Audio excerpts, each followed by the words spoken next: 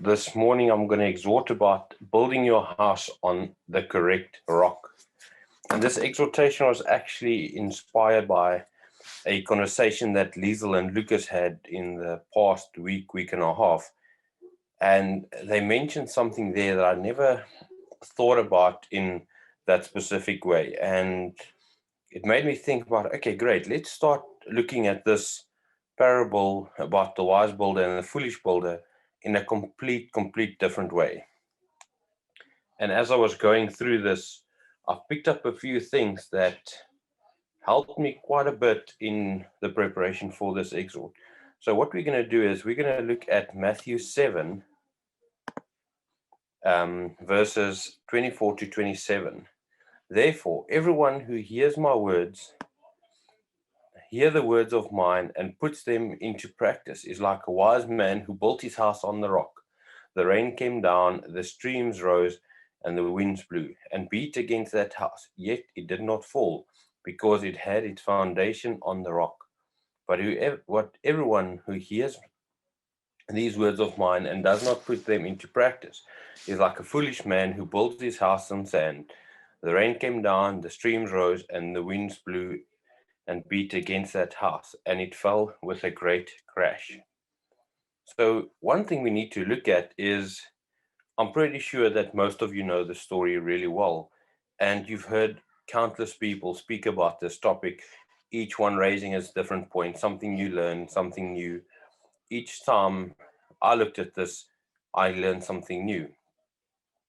And something that came to mind is that someone said a while back to me, and it said, Henry, the day you stop learning is the day you might die, because there's always something to learn. Doesn't matter if you read the story one time, 10 times, 100 times, 1,000 times. Each time you will learn something new because you're looking at it in a different way.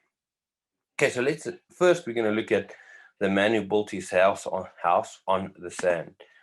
And this is a quite cute little picture that I found about a small little house built on sand, and it just starts sinking away. But one thing we need to elaborate first is, in this specific translation, it doesn't say if the builder of this house used any form of foundation. Now, coming from a construction background, we need to look at it in a way that if you just start building on sand, your bricks won't stay up. It will keep on falling down. So he had to build some sort of foundation just in order to get the first layer of bricks ready. And it normally takes about 3 layers to level out something where you can start building going up, and then you've got your set foundation. Now, there's so many variables that come into play here, and it's what type of sand was it, and all these little things. And that I find is where a lot of people get hung up. They get hung up on the details and then forget the story about what this parable is really about. Let's look at this house for an example. As you can see, there's some form of foundation there, and yet it still fell apart. Doesn't matter how well they built it. It looked like a really nice house, foundations in place, good quality materials that used, but yet they missed one critical ingredient, and they might not have done their homework correctly. The next house we're going to look at is, it's just a mess. Doesn't matter how you look at it, it's going to be a mess. We can't see any type of foundation, nothing. But yet, when we start looking at our own lives, we need to find out, what kind of foundation am I laying for myself? At this particular time in life, am I the wise builder or the foolish builder, building my house on sand, not having that strong type of foundation, and I'm just throwing mud at it, basically. Now, in Proverbs 2, verse 6, we read, For the Lord gives wisdom, from his mouth comes knowledge and understanding. Now, it doesn't matter how many times we look at these 3 pictures again, the main ingredient here was the sand. And all of them looked like quite sturdy houses. And it made me think about, great. So let's just say all these houses had a basic foundation, and that we can translate to you know the basics about Christianity. There's a God, and I don't know what else there is to know, but there's 7 days we normally go to church on a Sunday. Let's just say that's the basic foundation of any Christian life. They know the Bible, they know of a Bible, they know of a God, and then on Sundays they go to church, listen to someone, now and then read their Bible. We call them Sunday Christians because the other 6 days of the week, they're not that focused on doing the right things. And that I translate to these houses building on the sand. There's some foundation and then the structure being erected on it.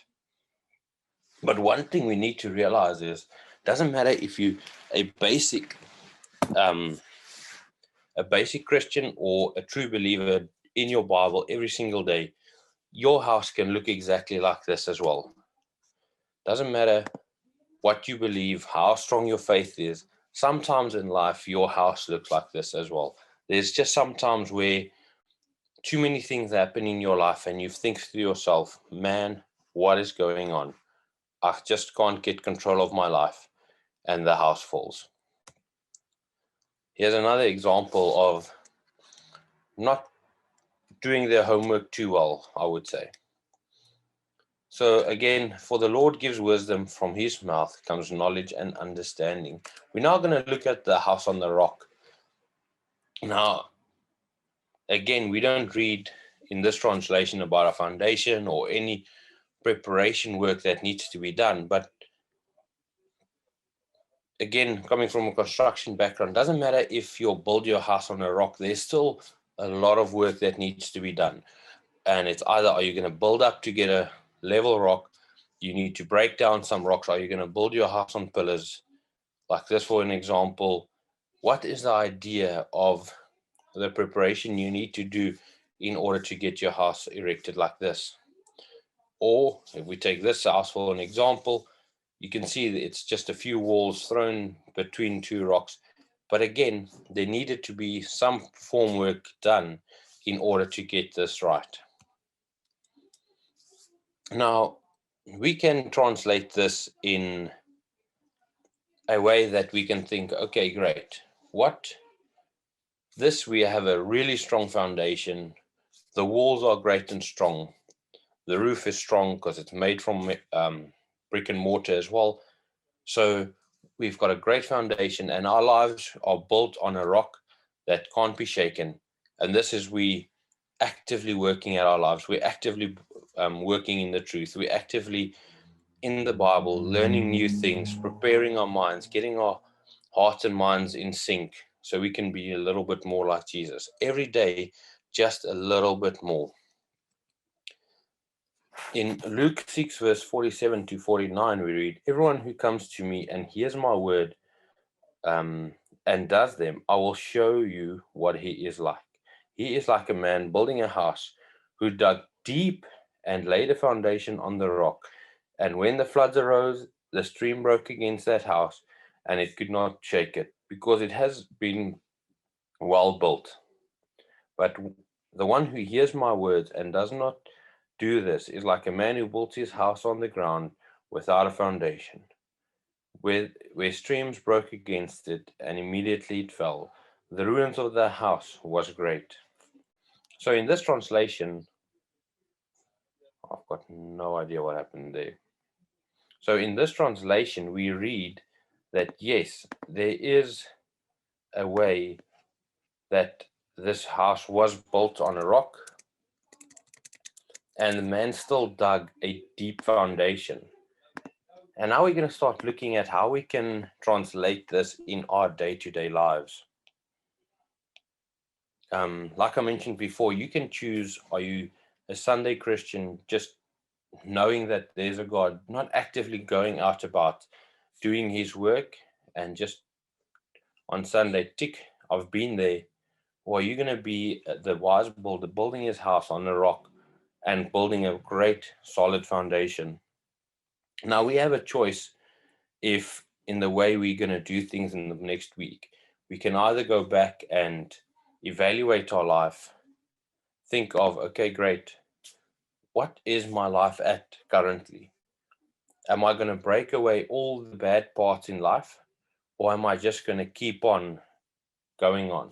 Am I just going to throw mud at the wall and hopefully something sticks?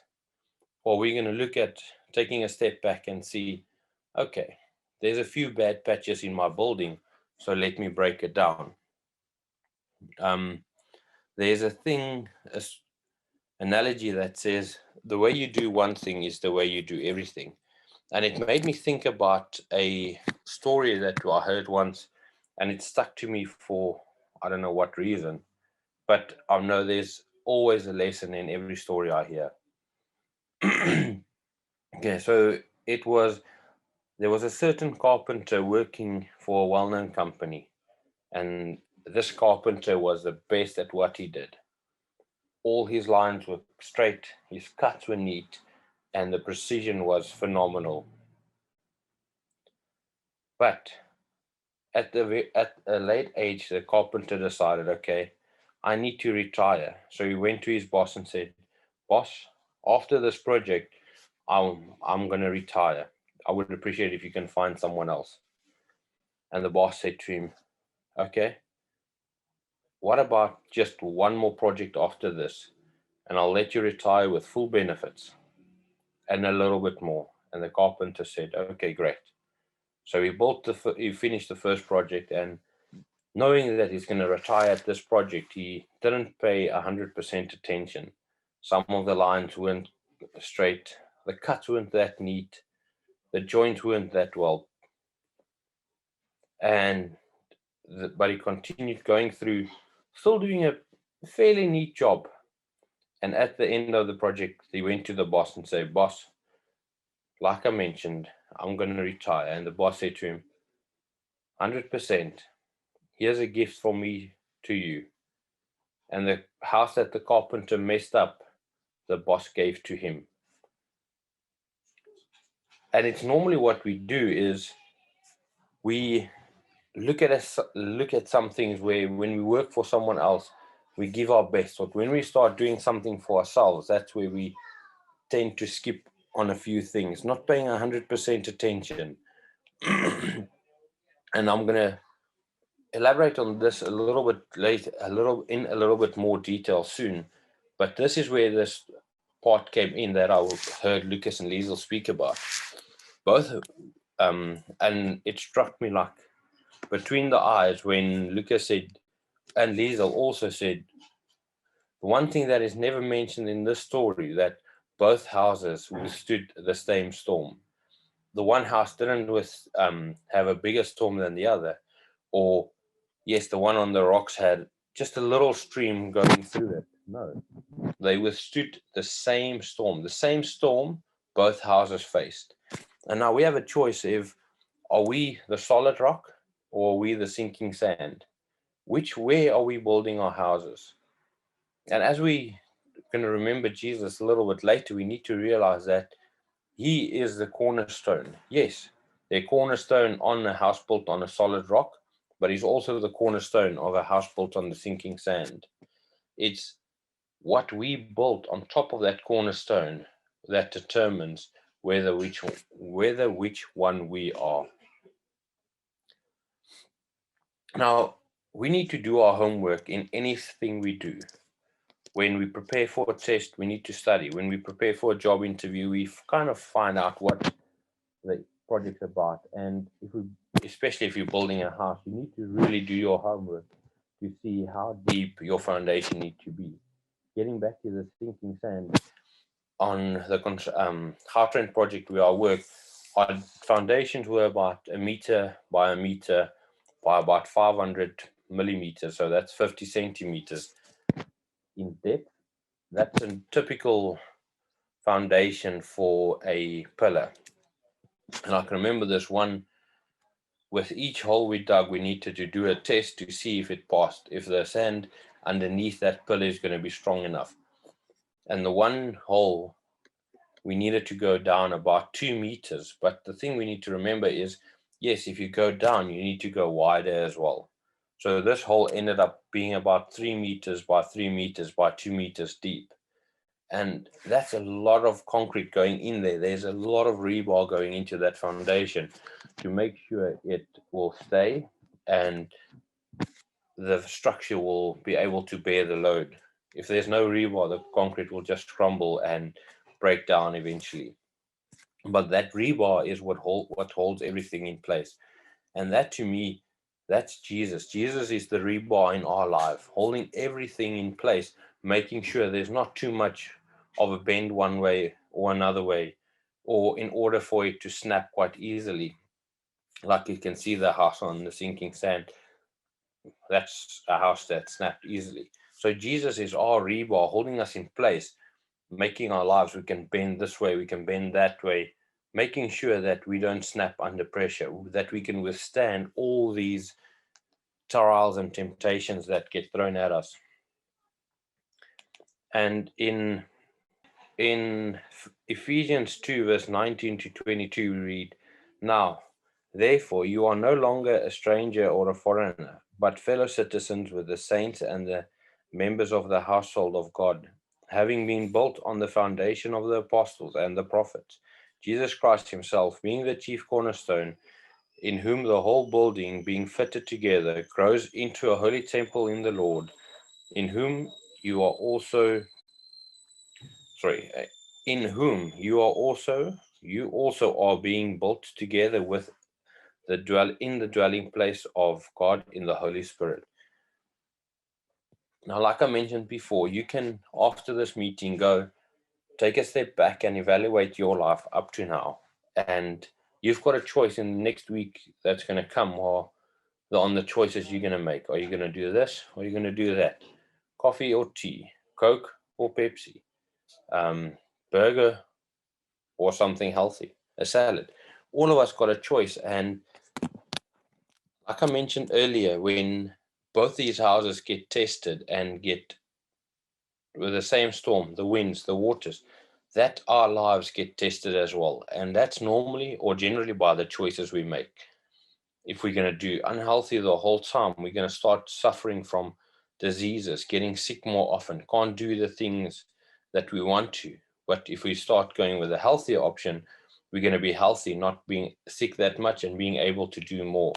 And the same with the studies we do. Are we going to study and be ready for the temptations and tests we're going to face, or are we just going to wing it? Taking a step back and think, okay, I know a fair bit. I can generally answer the general questions that get asked. So I'm not going to be phased too much about it. In every choice we make, there's always a repercussion. In Psalm 118, verse 22 to 23, "The stone which the builder rejected has become the chief cornerstone. This was the Lord's doing. It is marvelous in our eyes."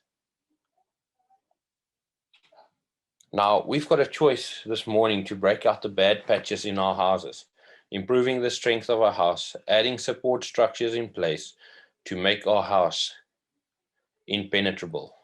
Doesn't matter what storm arises, how big the storm, how big the winds, how big the seas, our house will be able to withstand it, and it will not fail. And with Jesus being our rebar in life, we know that it is strong.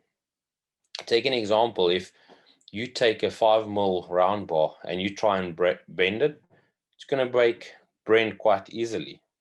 Up to about a 12, maybe even a 15 mil piece of round bar, you'll be able to bend with help. But now if you take a little piece of rebar, being reinforced, it does not bend that easily. Now if you take a Y25, you're not going to bend that. Special machines are used in order to be bent. So let's make Jesus a Y25 in our lives. Or you can go back and just keep throwing mud at the wall, not in reinforcing your house, opening it up for damp, moth, rust, all those small little things. and as soon as rust and bad patches start coming into our lives, that's where the problems start coming in.